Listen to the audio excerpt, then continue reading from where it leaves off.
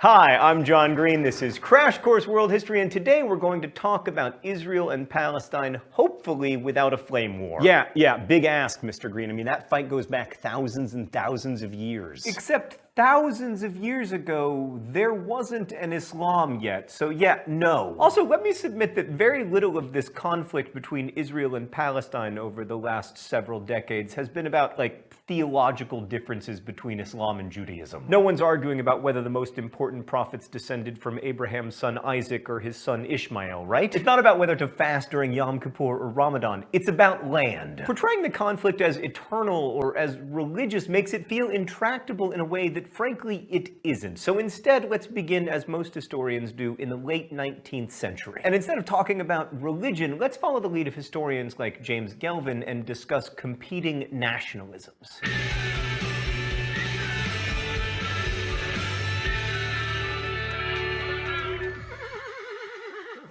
Okay, so in the late 19th century, the Ottoman Empire ruled over what we now know as Palestine. The population there, according to Ottoman records from 1878, was 87% Muslim, 10% Christian, and 3% Jewish. Everybody spoke Arabic as the daily language, and in Jerusalem, the religious populations were roughly equal. To give you a sense of life in Ottoman Palestine, an Arab Orthodox Christian musician named Wasif Jaharia grew up in Jerusalem in the first decade of the 20th century, learning the Quran in school and celebrating both Passover and Eid with his Jewish and Muslim neighbors. Ottoman Palestine was, in short, a place in which people of different religious faiths lived peacefully together.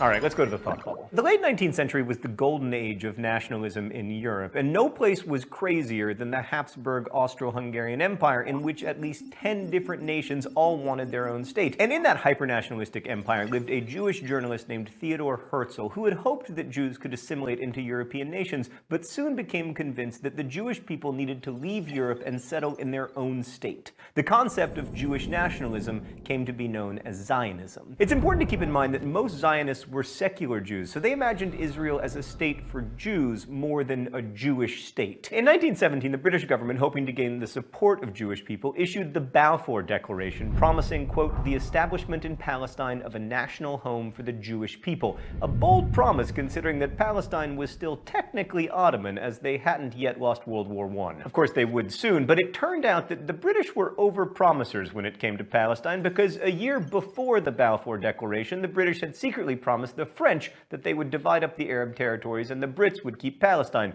Furthermore, in 1915, other British officials had promised the ruler of Mecca, Sharif Hussein, that he would rule over an Arab state, including Palestine, if he led an Arab revolt against Ottoman rule, which Hussein promptly did. So basically, the Brits had promised Palestine to the Meccans, to themselves, and to the Zionists. What could go wrong? Thanks, Thought Bubble. So shortly after the end of the war, the British established a colony in Palestine with the idea that they'd rule until the Palestinians were ready to govern themselves. At which point the people living in Palestine were like, well, now seems good, and the British were like, yeah, but maybe not just yet. Meanwhile, the British established separate institutions for Christians, Jews, and Muslims, making it difficult for Palestinian Christians and Muslims to cooperate, and easier for the British to, quote, divide and rule the inhabitants of Palestine. Again, what could go wrong? Meanwhile, the British did attempt to honor the Balfour Declaration's promise to, quote, facilitate Jewish immigration under suitable conditions. Between 1920 and 1939, the Jewish population of Palestine increased by over 320,000 people. In fact, by 1938, Jews were just under 30% of the population of Palestine. And the growing Jewish population focused on purchasing land from absentee non-Palestinian Arab landowners and then evicting Palestinian farmers who were living and working there. By controlling both the land and the labor, they hoped to establish a more secure community within Palestine. But of course, these practices heightened tensions between Jewish people and Arab Palestinians during the 1920s and 1930s. Along the way, Palestinian Arabs began to think of themselves as the Palestinian nation, and that growing sense of nationalism erupted in 1936 when the Palestinians revolted against the British. With the help of Jewish militias, the British brutally suppressed the Palestinian revolt, but in the aftermath, the British issued a white paper limiting Jewish immigration to Palestine and calling for the establishment of a joint Arab and Jewish state in Palestine within 10 years. This managed to leave no one happy. The Zionists were angry at Britain for limiting Jewish immigration at a time when Jews particularly needed to leave Europe, and the Arab Palestinians were unhappy about the prospect of waiting 10 years for a state. And then came World War II, which was actually quite a peaceful time in Palestine. But then it ended and tensions resumed, and the British realized that colonies like Palestine were far more trouble than they were worth, so they handed the issue of Palestine over to the newly created United Nations. They were like, oh, hey there, United Nations, for your first problem. So in November of 1947, the United Nations voted to partition Palestine into separate Palestinian and Jewish states. The partition plan called for 2 states roughly equal in size, but the borders looked like a jigsaw puzzle. I mean, you do not look at this map and think, yeah, that's gonna work. Sure enough, it didn't.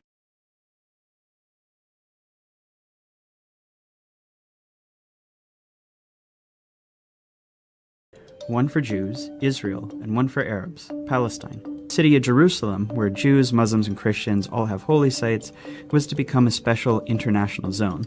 The plan was meant to give Jews a state, to establish Palestinian independence, and to end the sectarian violence that the British could no longer control.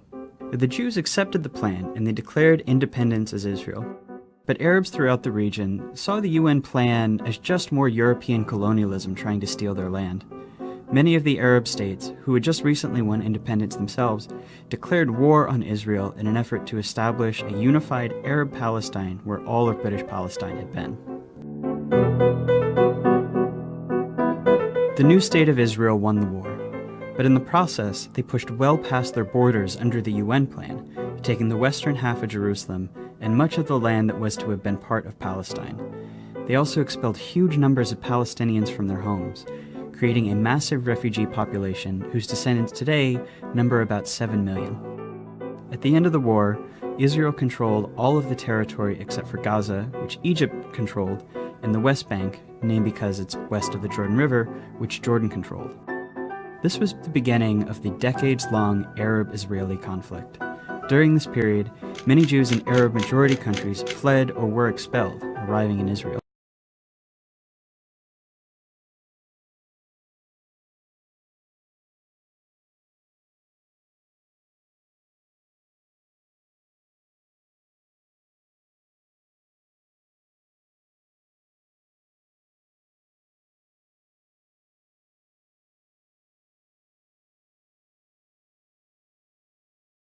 You have the residents in the camps who really don't have a great life at all.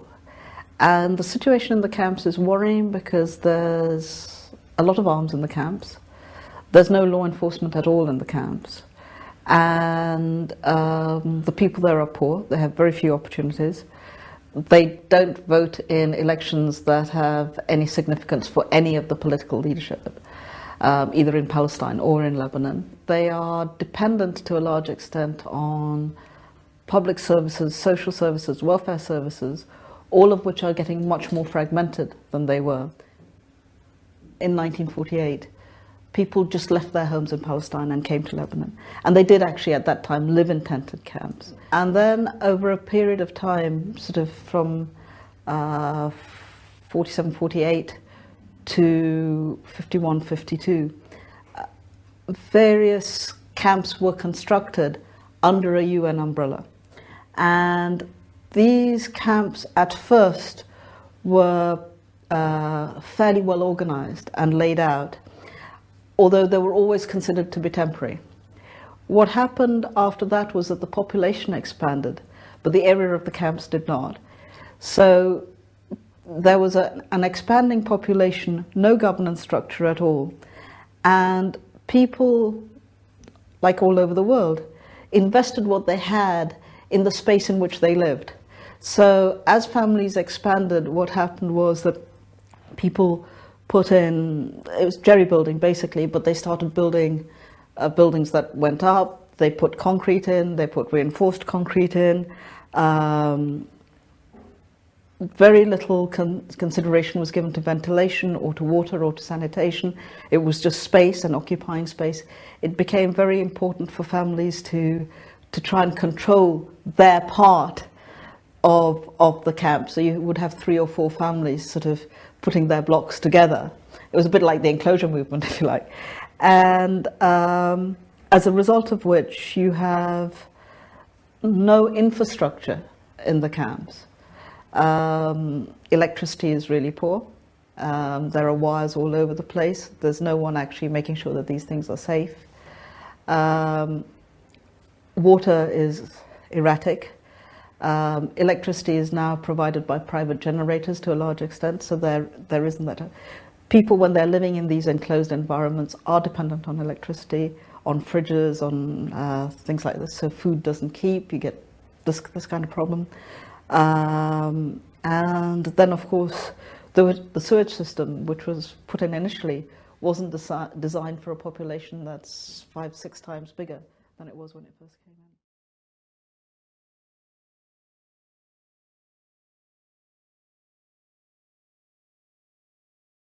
Then something happened that transformed the conflict. In 1967, Israel and the neighboring Arab states fought another war. When it ended, Israel had seized the Golan Heights from Syria, the West Bank from Jordan, and both Gaza and the Sinai Peninsula from Egypt. Israel was now occupying the Palestinian territories, including all of Jerusalem and its holy sites. This left Israel responsible for governing the Palestinians, a people it had fought for decades. In 1978, Israel and Egypt signed the US-brokered Camp David Accords. Shortly after that, Israel gave Sinai back to Egypt as part of the peace treaty. At the time, this was hugely controversial in the Arab world. Egyptian President Anwar Sadat was assassinated in part because of outrage against it. But it marked the beginning of the end of the wider Arab-Israeli conflict. Over the next few decades, the other Arab states gradually made peace with Israel, even if they never signed formal peace treaties. But Israel's military was still occupying the Palestinian territories of the West Bank and Gaza, and this is when the conflict became an Israeli-Palestinian struggle. The Palestinian Liberation Organization, which had formed in the 1960s to seek a Palestinian state, fought against Israel, including through acts of terrorism. Initially, the PLO claimed all of what had been British Palestine, meaning it wanted to end the state of Israel entirely. Fighting between Israel and the PLO went on for years, even including a 1982 Israeli invasion of Lebanon to kick the group out of Beirut. The stillness of the ceasefire in southern Lebanon was shattered today by the sound of guns, bombs, and planes. The PLO later said it would accept dividing the land between Israel and Palestine, but the conflict continued. As all of this was happening, something dramatic was changing in the Israel-occupied Palestinian territories. Israelis were moving in. These people are called settlers, and they made their homes in the West Bank and Gaza, whether Palestinians wanted them or not. Some moved for religious reasons, some because they want to claim the land for Israel, some just because the housing is cheap, often subsidized by the Israeli government. Some settlements are cities with thousands of people, others are small communities deep into the West Bank. If you've always felt a deep yearning for Jerusalem, now is a once-in-a-lifetime opportunity, not only to stand within its gates, but also to build the home of your dreams there. The settlers are followed by soldiers to guard them, and the growing settlements force Palestinians off of their land and divide communities. Short-term, they make the occupation much more painful for Palestinians. Long-term, by dividing up Palestinian land, they make it much more difficult for the Palestinians to ever have an independent state. Today, there are several 100,000 settlers in occupied territory, even though the international community considers them illegal. By the late 1980s, Palestinian frustration exploded into the Intifada, which is the Arabic word for uprising. It began with mostly protests and boycotts, but soon became violent. Israel responded with heavy force. A couple hundred Israelis, over 1,000 Palestinians died in the First Intifada. Around the same time, a group of Palestinians in Gaza, considered the PLO too secular, too compromise-minded, created Hamas, a violent extremist group dedicated to Israel's destruction. By the early 1990s, it's clear that Israelis and Palestinians have to make peace. The leaders from both sides signed the Oslo Accords. This is meant to be the big first step toward Israel maybe someday withdrawing from the Palestinian territories and allowing an independent Palestine. The Oslo Accords established the Palestinian Authority, allowing Palestinians a little bit of freedom to govern themselves in certain areas. Hardliners on both sides opposed the Oslo Accords. Members of Hamas launched suicide bombings to try to sabotage the process. The Israeli right protests peace talks with ralliers calling Prime Minister Yitzhak Rabin a traitor and a Nazi. Not long after Rabin signs the second round of Oslo Accords, a far-right Israeli shoots him to death in Tel Aviv. But this violence showed how extremists on both sides can use violence to derail peace, keep a permanent conflict going as they seek the other side's total destruction. That's a dynamic that's been around ever since.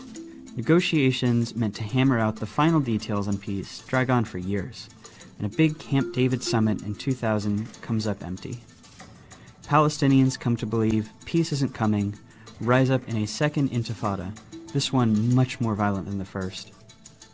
By the time it wound down a few years later, about 1,000 Israelis and 3,200 Palestinians had died. But the second intifada really changes the conflict. Israelis become much more skeptical that Palestinians will ever accept peace or that it's even worth trying. Israeli politics shift right, the country builds walls and checkpoints to control Palestinians' movements. They're not really trying to solve the conflict anymore, just manage it. The Palestinians are left feeling like negotiating didn't work, and violence didn't work, and that they're stuck under an ever-growing occupation with no future as a people. That year, Israel withdraws from Gaza. Hamas gains power, but splits from the Palestinian Authority in a short civil war, dividing Gaza from the West Bank. Israel puts Gaza under a suffocating blockade, and unemployment rises to 40%. This is the state of the conflict as we know it today. It's relatively new, and it's unbearable for Palestinians. In the West Bank, more and more settlements are smothering Palestinians, often respond with protests and sometimes with violence, though most just want normal lives. In Gaza, Hamas and other violent groups have periodic wars with Israel. The fighting overwhelmingly kills Palestinians, including lots of civilians.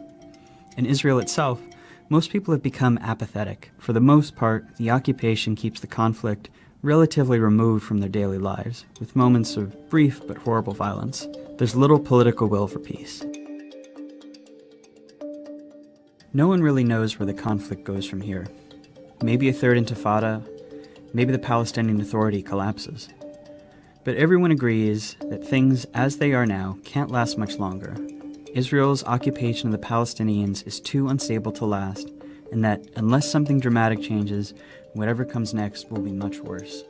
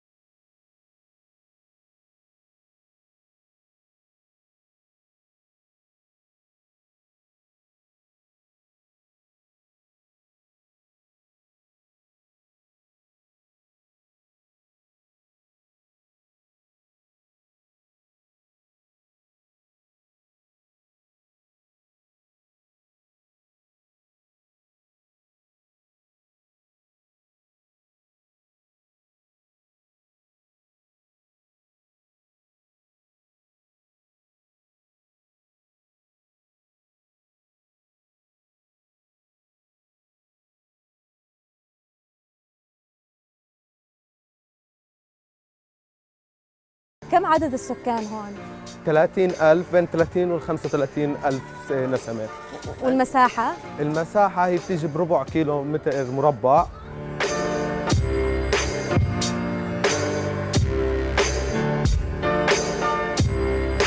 We're in Balata refugee camp, which is the most densely populated camp in the occupied West Bank.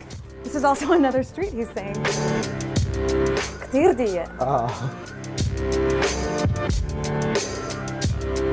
The crazy thing is you would think that a refugee camp would be a temporary type of thing, but as you're seeing, these are generations growing up here, born and raised. So his family was exiled. They became refugees from Jaffa in 1948. They came here in 1950 and they've been here ever since. إنه إشي يعني دائم. يعني هلا It's permanent. بإمكاننا أن نروح نعيش برا المخيم بس انه ما دامنا تخلينا عن المخيم هيك احنا تخلينا عن مبادئنا انه حق العوده. احنا بنطمع دائما انه مش نطلع من المخيم نروح على مكان ثاني، احنا بنطمع انه نرجع على طول على يافا، على ارضنا، على مكان سيدي اللي انولد فيه، لانه انتمائنا بالنهايه بيجي لمدننا الاصليه، بيجي ليافا وحيفا وعكا واراضي 48، مش لا انه انه احنا الفلسطينيين كلنا واحد صح، بس انا ليش اطلع اعيش من مخيم بلاط اروح استقر بمكان ثاني، وانا اذا استقريت في المكان الثاني خلص رح اصير من هذا المكان، رح اتخلى عن حقي في العوده. احنا ما بدنا نتخلى عن حقنا في العوده. اكيد يعني هذا حلمنا، احنا تربينا على هذا الشيء انه حق العوده لا بديل عنه، انه انا من يافا لازم ارجع عن يافا، اذا انا ما رجعتش يمكن ابني يرجع، يمكن حفيدي، بس المهم في حدا من سلالتنا رح يرجع. هاي هي كل الفكره.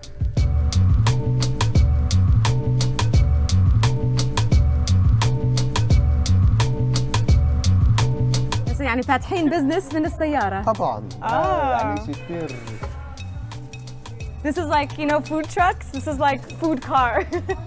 selling corn with some spices. ترجع. لا ولا مرة حبيبي. It's good. Let's go into his home. كيف يعني مشاعرك هلا إنه أنت ممنوع تروح على يافا وعائلتك ممنوع تروح على يافا حتى يعني شيء جدا سيء. لو سألت جدك اللي هو لاجئ من يافا إنه عمرك تصورت إنه ممكن تعيش هون في مخيم لمدة أكثر من 60 سنة، شو ممكن يحكي؟ بس يعني برضه خطر ببالي هذا السؤال، إنه أنت كيف كنت يعني ما كنتش متوقع أكيد إنه بيوم وليلة يجي حدا يطلعك من أرضك يحطك في مخيم ويحكي لك يلا عيش. أنت تفكر إنه حكوا لي إنه هلا هم كانوا متأملين إنه حتى النار الطبيخ طفوا على الطبيخ وطلعوا، إنه بأمل إنهم يرجعوا يكملوا الطبخة وياكلوها.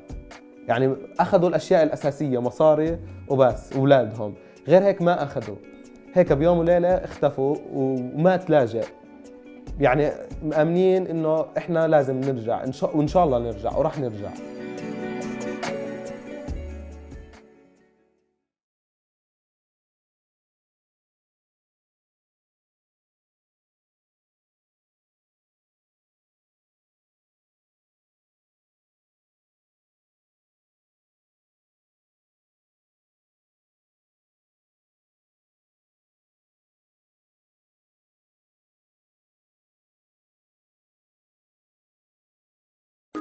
November 2000, the end of the Second Intifada. For the people living in the Gaza Strip, daily life became strongly marked by the Israeli occupation, violence and military checkpoints, factors which also had an enormous effect on the healthcare available to them. Médecins Sans Frontières set up a psychological care project with teams making home visits to patients suffering from depression and post-traumatic shock. There's firing day and night.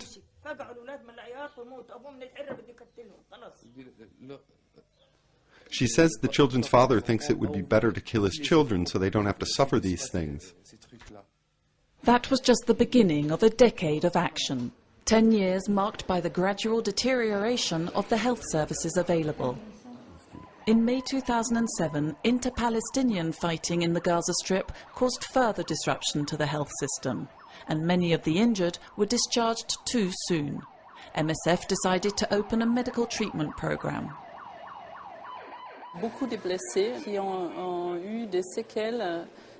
A lot of the injured ended up with orthopedic complications because they were discharged from the hospital very early on after their operation.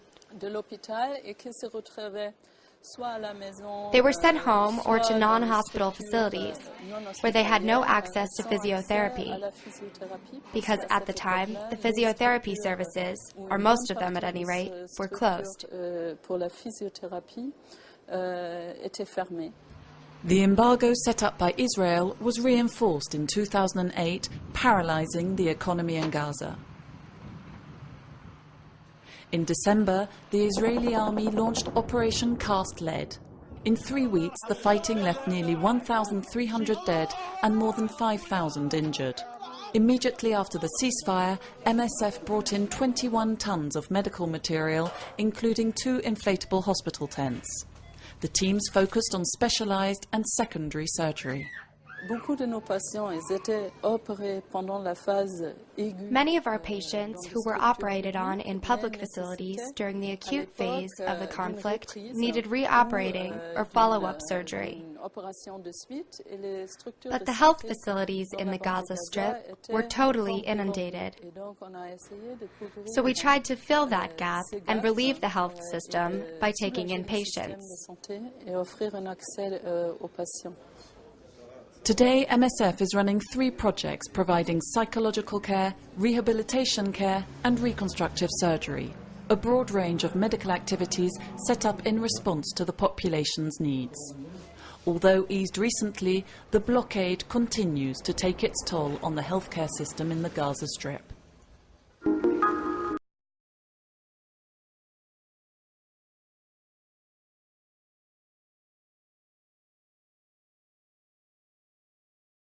يعني تتحدثون وتعطون التغطية الكبرى لمطعم سبارو الذي قتل فيه 15 إسرائيليا، ولكن العملية الأولى كانت العملية الأولى التي دخلت فيها إلى سوبر ماركت كينج جورج. أنا اخترت مطعم سبارو. أنت اخترت المكان، لكن لم أدخل معه في الأيام قبلها. كنت أحسب في خلال مثلا ربع ساعة العدد الذي يرتاد هذا المطعم. المطعم هذا يرتاده أعداد كبيرة. طيب ما الذي دار بينك وبين الاستشهاد عز الدين المصري في المسافة؟ يعني صعب أن أصفه بكلمات. يعني لحظة تنفيذ العملية عرفته.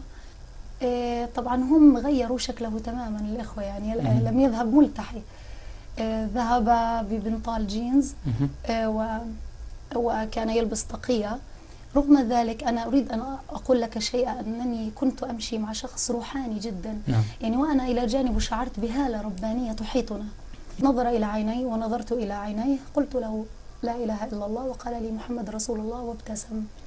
الآن أجرينا مقابلة اليوم مع والد ووالدة الاستشهاد عز الدين المصري، هذا الاستشهادي البطل الذي فجر نفسه في مطعم سبارو في القدس.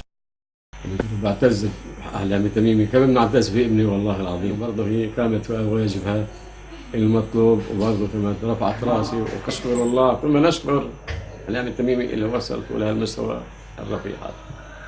يعني ابننا اختار هالطريق ونصيبه والحمد لله يا خالته، مش ندمانين الحمد لله، من فضل الله. هذا عز وافتخار له والحمد لله. شو بده أحسن من المرتبة هاي؟ أحسن مرتبة له يا خالتي يعني عند رب. يعني لا تتخيل، أنا كنت دائما في صراع فكري، هل هم راضون عني أم لا؟ كيف كانت أحلام التميمي في هذه اللحظة تحديدا؟ لحظة التحقيق؟ نعم. والله يعني لا تتخيل، كنت دائما أبتسم، لا أعلم لماذا ابتسامتي تغيظهم. القاضي الذي أصدر الحكم عليك أوصى بأن لا تشملك أي صفقة تبادل. قل له قل موت بغيظك، أنا من خرجت وأنت الباقي في قهرك، فلتقهر وليزدك الله قهرا.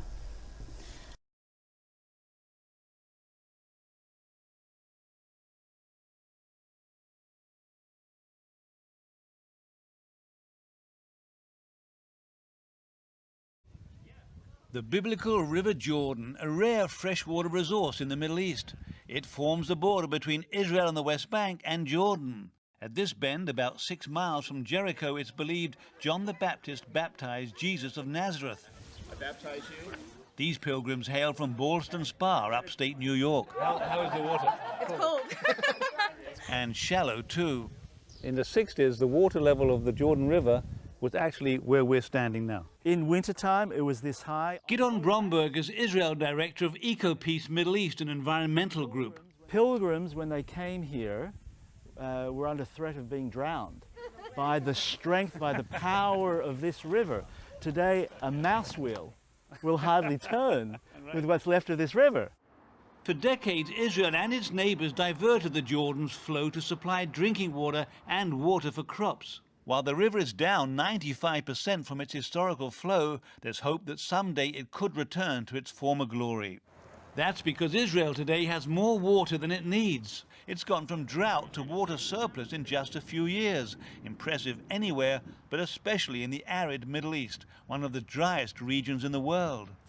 For years, Israel's water authority ran public service TV ads like this one. Israel's drying up, she says, as her face begins to crack. Save water. Now the ads have been discontinued, not needed anymore.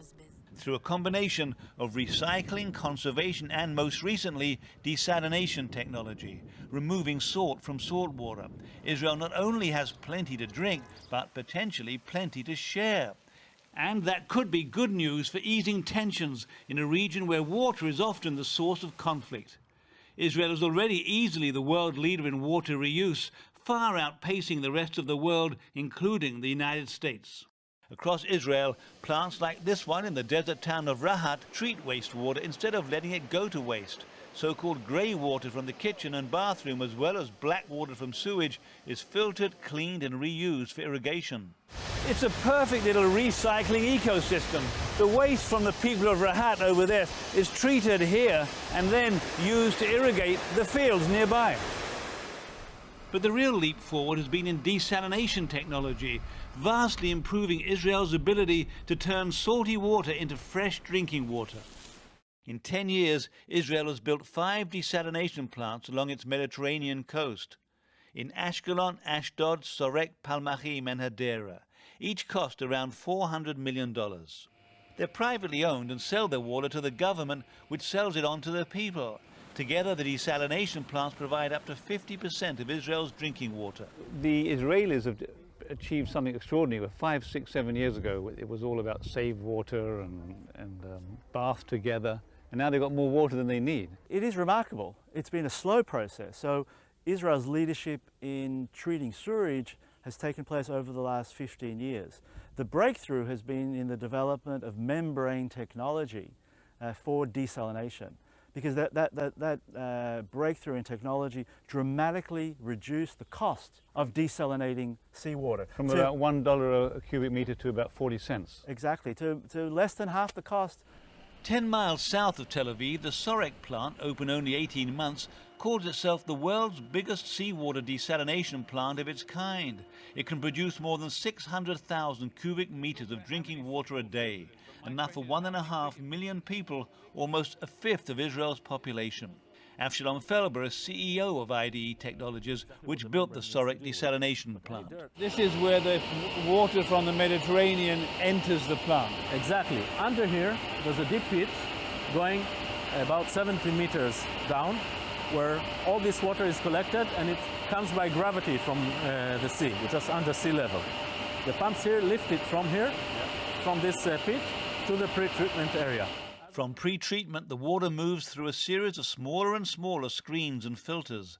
Then the water's piped into this complex of buildings, where a fine membrane is used to remove the last bits of salt and other minerals. There's about 2,000 pressure vessels here that shoot water down through the membranes at a pressure of 70 atmospheres. Halfway down, the water becomes drinking water. The desalinated water finally passes through these pipes to enter Israel's water grid. This tap is always open to check at every instant the quality of the water that Israelis will drink. 45 minutes ago, this was seawater, and now drink it and see how tasty it is. You like it? According to spec? Still, there are questions about its environmental impact. Very salty water is a byproduct of the process, and it gets dumped back into the Mediterranean. Environmentalists say there's not enough information to know the long-term impacts that might have on sea life. And the process is energy intensive, consuming around 3% of all of Israel's annual electricity output. As everything here is politics, Israel's new water independence could yield political progress, though historically that progress has been slow. Well, the biggest problem is the mindset has been all or nothing. For the last 20 years, the negotiations in the peace process have been either we agree on all 5 final status issues of the peace process, water being one of them, but Jerusalem, settlements, borders, or we agree on nothing. And therefore, for 20 years, we've agreed on nothing. Water's often caught up in wider political debates. For example, we visited the planned West Bank Palestinian city of Rawabi, where there was a delay for 1.5 years over disputes about water. The Israeli Prime Minister cut through the red tape this year and promised to open the tap this spring. Still, in the past, the Israelis have used water to prevent conflict. In their 1994 peace accord, Israel agreed to provide Jordan with 5% of its annual water needs at cost, and that's been increased to about 7% just because Israel can. And water experts like Bromberg hope Israel's government will use its current water surplus to extend the same generosity to the Palestinians living in the West Bank. We can move forward on water today, and every Palestinian can turn on their tap and have water flowing. In fact, the Israeli government has agreed in principle to sell the Palestinians 20 to 30 million cubic meters of its desalinated water, enough to supply drinking water to the West Bank for about 8 months. Water officials from both sides say they're eager to work together. The head of the Israeli Water Authority's desalination division, Avram Tenner. We, as the water people, we do speak together. We don't wait to have committees to meet together. We meet many times, even during all kinds of wars, all kinds of conflicts that we have with them. Water people are talking all the time, meeting all the time, and sharing information all the time. Palestinian Water Minister Mazen Ghanem. We have nothing against the Israeli side. What we want exactly, just to help our people. Today, Israel's challenge is to do all it can to secure its water independence and to use that independence to build bridges with its neighbors. We should have no precondition whatsoever in inviting the Palestinian Arabs to talk with us about peace. Let me make it clear that I'm not in favor of the Palestinian Covenant. I am convinced that it should be changed. It should be changed in the end. And we shouldn't say we won't talk to you if you don't change it first. They can't. People here say it was difficult to make peace with Egypt. At what a price? What the hell, what a price? What did we pay for it? We're giving back what is their own. We're giving back Yamid. Who the hell told you to build Yamid? We're giving back Sharm el-Sheikh. Who the hell told you to build up Sharm el-Sheikh? And Sharm el-Sheikh and Yamid were built at the cost of our children's future. It's not difficult, but it's going to be difficult to make peace with the Palestinians. And we want to make peace with the Palestinians. We're going to make the way we understand peace, the poor man's peace, the peace of sharing, of willingly sharing. Not telling them, we want your answers to 1, 2, 3, 4. We want that. No, we'll share it. We know we took away their land, their houses, their future, and some of their lives. We know it. There are two nations under siege, not one nation, in Palestine or in Eretz Israel. Both the Jewish nation and the Palestinian nation are under siege. For the oppressed and the oppressor are both locked into a situation of mutual hatred, are both locked into a situation where they can victimize each other and oneself at the same time. Please help us liberate ourselves. For if we do not work relentlessly and quickly to create symmetry, we might create cemetery. For Israel ought to know that when we say shalom, we mean shalom. And although the prophet says shalom, shalom, there ain't shalom. We say peace, peace, but there is not peace. It remains not merely an expression of the daily salutation on the part of the people who live in Israel, but it is also an expression of the profoundest of Jewish thoughts. The word shalom comes from the root shin lamed mem shalem, which means whole and complete. But it also has a number of few other words derived from it. Leshalem, you have to pay if you want peace. Lehashlim, you have to come to terms if you really want it. And one of the nicest rabbinic teachings is that when God says that he will give the children of Israel peace, he doesn't use the verb latet, but he uses the verb lasim, to put into, which really means that in order for God to put peace into the people of Israel, we have to create the vessel that could hold that peace. And the creation of the vessel is our problem at this age. Adonai oz le'amo yiten. May God give us the strength to do just that. Adonai yivarech et amo b'shalom, and may He bless us with the greatest gift of peace. Thank you.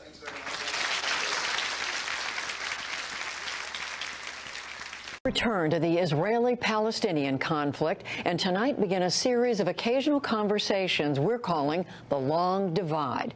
Vice President Joe Biden was in Israel today, not far from the scene of one stabbing attack, where he began 2 days of meetings with Israeli and Palestinian leaders mired in a deep and violent impasse. Biden is also the latest top American official trying to repair relations between the Obama White House and Prime Minister Benjamin Netanyahu. We launch this series now with New York Times foreign affairs columnist Thomas Friedman. Tom Friedman, welcome back to the program. Great to be with you, Judy. Thank you. So you wrote a column saying flatly that the peace process is dead. Why do you believe that? Because it's dead. It's actually been dead for a while. I just called it by its real name. You know, it's clear to me, Judy, that both sides have conspired. This was like Murder on the Orient Express. There were so many stab wounds in this body, hard to tell exactly which one was the fatal blow. But you now have near approaching 500,000 Jewish settlers in the West Bank, and depending on where you define the border. Remember, it took 50,000 Israeli soldiers and police to remove peacefully 8,000 settlers from Gaza. So imagine if you're talking about, 400 to 500,000. On the Palestinian side, you've had some really bad developments. In the last Israeli-Palestinian war, Hamas fired a rocket that landed basically on the outskirts of Israel's only international airport, basically, or major international airport, Lod. And the U.S. FAA ordered for one day all American flights canceled.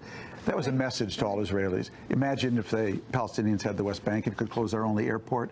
And also, Salam Fayyad, Abu Mazen, the Palestinian president, he fired basically Salam Fayyad, the one Palestinian prime minister who said, we need to build our institutions. And if we do what the Zionists did, and we build our state institutionally, getting the state will just be a formality. He got fired. So you're saying there are few people trying to do the right thing, but they're not being listened to? What's the problem? Yeah, there are a lot of people trying to do the wrong thing, and they've been really empowered lately. You know, my criticism of Netanyahu is not that Israel should get out of the West Bank tomorrow. I get it. It's a dangerous neighborhood. You know, I've always felt to understand Israel, to write about Israel, you have to keep three thoughts in your head at the same time, and their intention. One is that Israel's an amazing place. It's really built an amazing society in its short history. Second, Israel does some bad stuff in the West Bank. And third, Israel lives in a really dangerous neighborhood. Now, you got to keep all three of those in your head at the same time. My critique of Netanyahu is this. Why would you make a bad situation worse by putting Jews in the middle of Palestinian areas in the West Bank, highly densely populated Palestinian areas, that if there were to be a deal, that would have to be ceded to a Palestinian state? And where is the Israeli creativity? Well, we see Israeli creativity in cyber, in technology, in all of these things. When was the last time you read a story about Netanyahu where you said, wow, now that's really interesting? There's a really creative idea. And on the Palestinian side, you've got a fractured Palestinian society, one in Gaza, one in the West Bank. So nobody can actually say yes for the Palestinians anymore in a unified way. In the meantime, you have American politicians, many Republican prominent politicians running for president, who are praising Benjamin Netanyahu, saying President Obama has made all the wrong moves when it comes to Israel.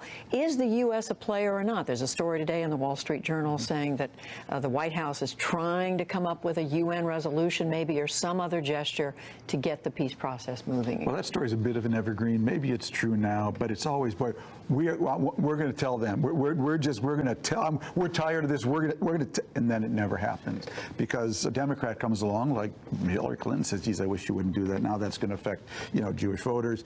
What's going on in the campaign? That's a gravity-free zone. It has nothing to do with the reality of the Middle East whatsoever. That's people looking for votes and funding. It has nothing to do with the region.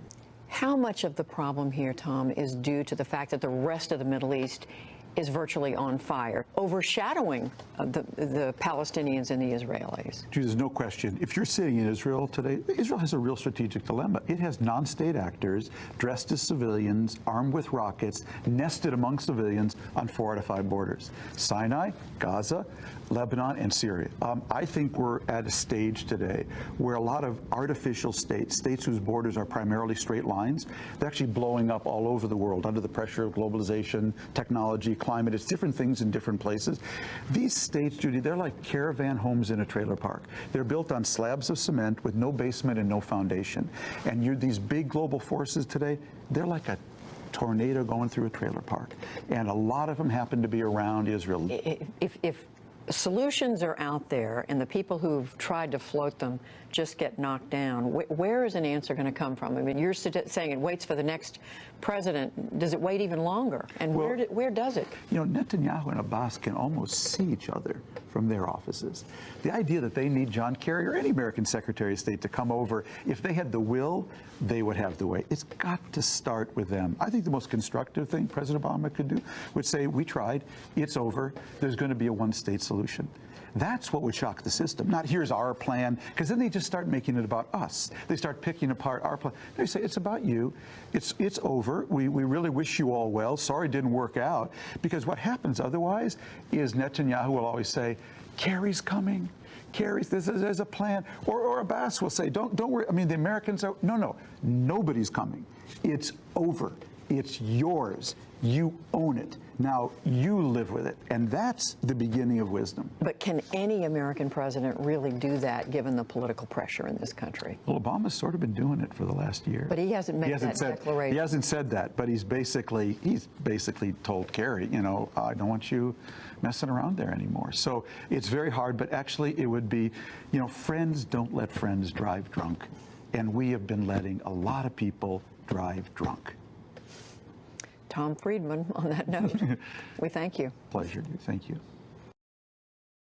Now, the next conversation in our occasional series in the decades-old Israeli-Palestinian conflict that we're calling the Long Divide. Tonight, whether there's reason to be hopeful that the peace process could ever bear fruit. And to John Yang. For that, we have tonight 2 men we've hosted on the NewsHour many times over the years on this subject. Hisham Melhem is a columnist for the Al Arabiya News Channel in Washington, D.C., and a correspondent for the Lebanese daily newspaper An-Nahar. And David McCoskey was a senior policy advisor to Secretary of State John Kerry's peace team for Israeli-Palestinian negotiations during 2013 and 2014, and is a long-serving senior fellow at the Washington Institute for Near East.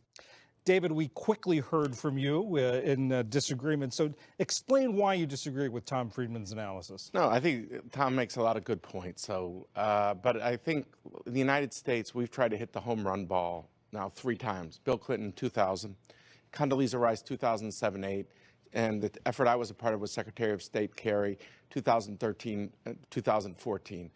And I think what we see is that despite the best efforts of the United States, these guys cannot do the home run ball.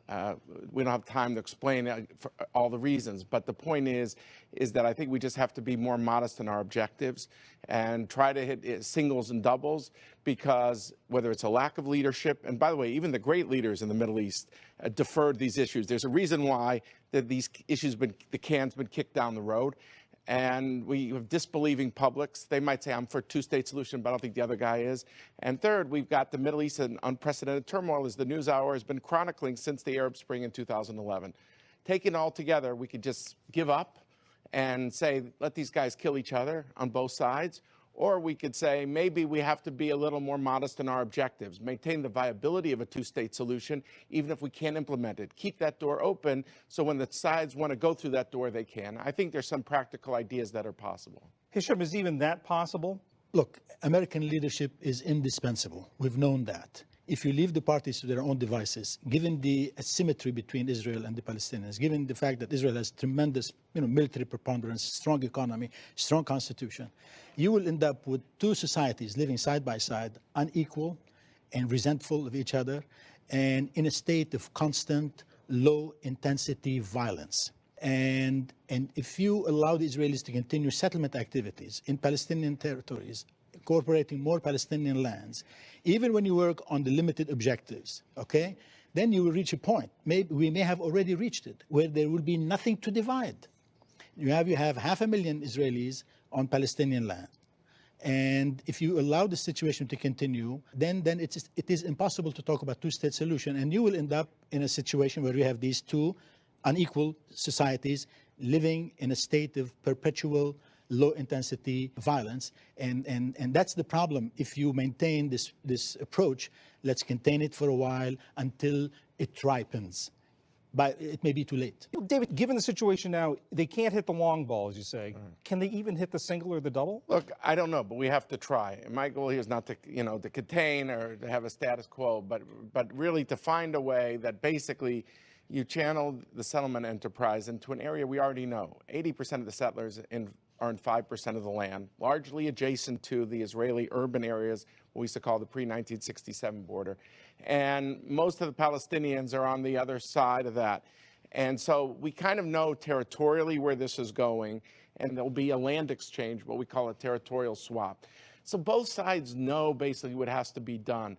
I do think you could hit the single or double. I just think the stakes are so high that if we don't try, we're basically consigning these people to perpetual bloodshed.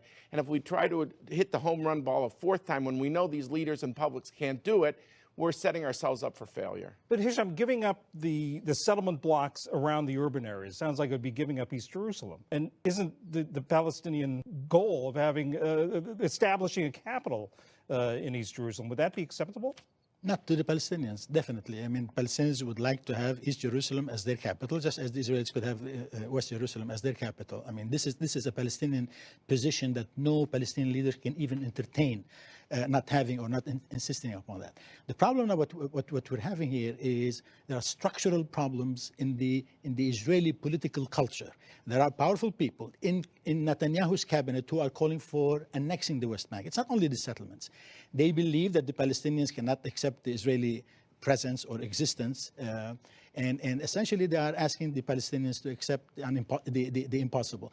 There are forces on both sides who are maximalist now. There were always a time when you had an Israeli constituency for peace and a Palestinian constituency for peace.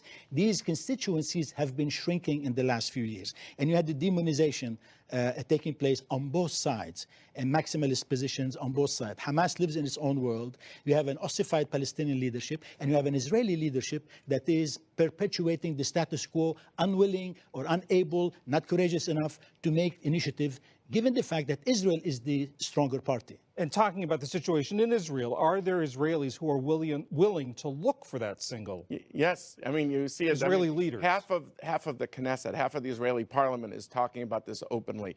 And to your point on Jerusalem, obviously Jerusalem has to be solved between the parties. You can't impose any solution, and you can't just let it kind of unilaterally go in a certain direction. So I think there's ground rules you could set that in East Jerusalem that would preserve the outcome of a solution. And by the way, if you look at some of the positions, the Palestinians know that the Jewish neighborhoods will be Israel and the Palestinian neighborhoods will be Palestine. So I see more... But you want to hear an Israeli leadership articulating the position. Like, you want to hear an Israeli leader saying, Jerusalem should be shared. You want to see an Israeli leader saying, this is our outlook and our vision of eventual peace. I mean, they don't do that. They keep kicking the can down the road. Part of the problem is that you got to realize there's these waves of stabbings that has radicalized the situation. You've had like 180 stabbings on the Palestinian side that have all convinced the Israelis there's no partner. The Palestinians think we don't have a solution. We'll never get to a solution. Hisham Melhem, I'm sorry, David Markovsky, I'm afraid we've got to leave it there. We'll be coming back to this discussion many, many times again. Okay. Thank you very much. Thank you.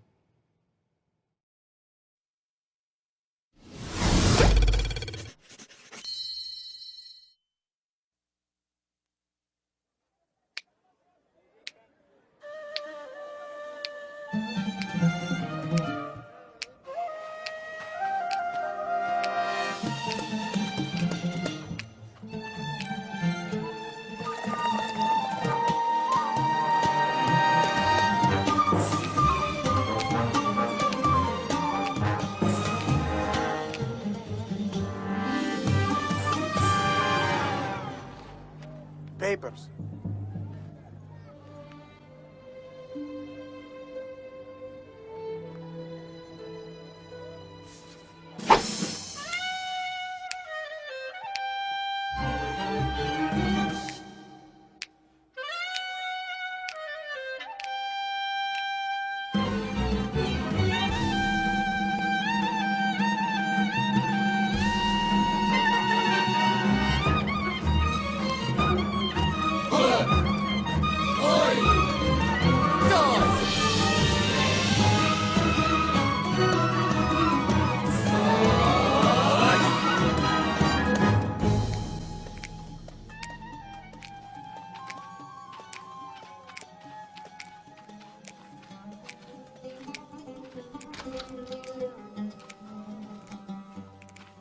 حمص هات حمص هات.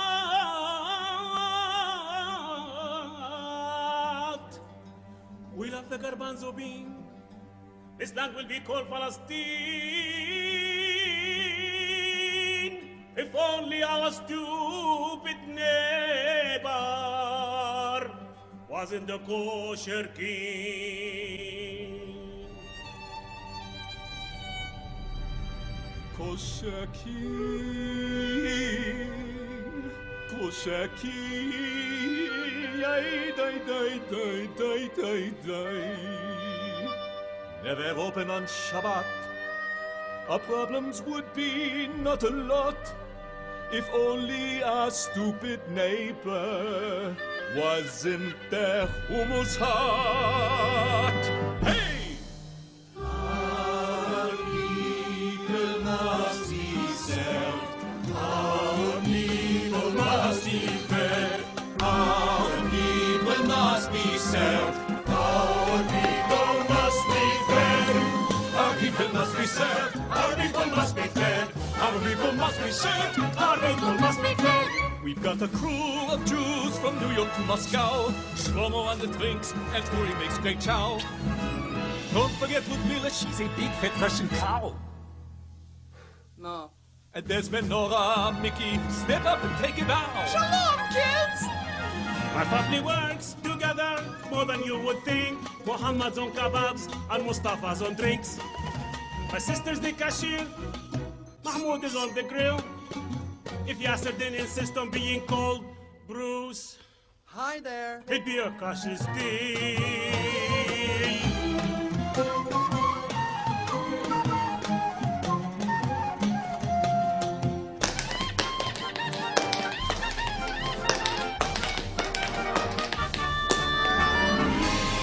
Allah told Abraham, this land was meant for Arabs. This land was meant for Jews and the whole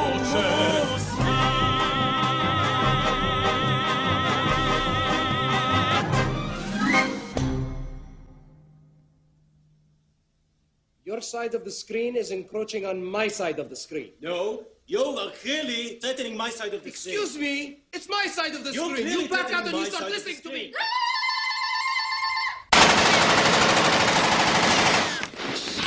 Hi, welcome to Khamis Hunt. May I take your order? Let's see here. Let me have a settlement must be crushed kebab platter and death by chocolate suicide bomber cream pie for dessert.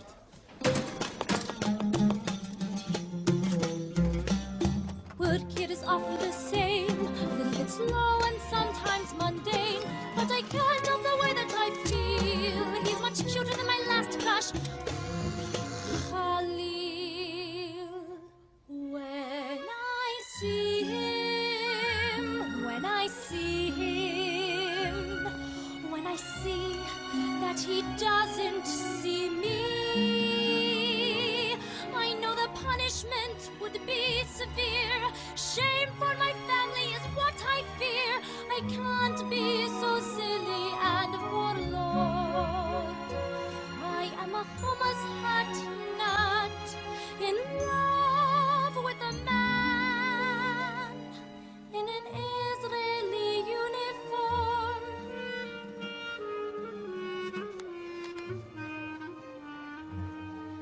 I work at a place of unrest, a little bit scary and a lot of stress. If only I had a good spiel, where I could tell her just how I feel.